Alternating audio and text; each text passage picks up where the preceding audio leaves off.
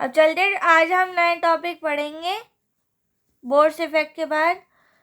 Transport of CO2, कैसे CO2 transport होता है। पहला हमने ट्रांसपोर्ट ऑफ ऑक्सीजन पढ़ा था, आज हम पढ़ने जा रहे हैं ट्रांसपोर्ट ऑफ CO2, कैसे CO2 ट्रांसपोर्ट होता है। CO2 is the transported from to the lungs to the deoxygenated blood।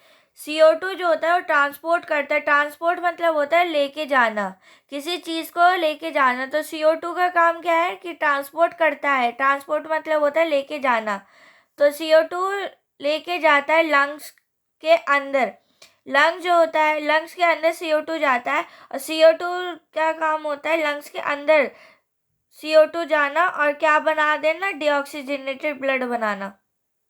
CO2 का क्या काम होता है, ट्रांसपोर्टेड मतलब ट्रांसपोर्ट करना लंग्स के अंदर। लंग्स के अंदर जब CO2 आ जाएगा तो CO2 क्या काम करेगा, क्या बनाएगा, डीऑक्सीजनेटेड ब्लड बनाएगा, किसके अंदर, लंग्स के अंदर। अब चलते हैं आगे। ये सेकंड है।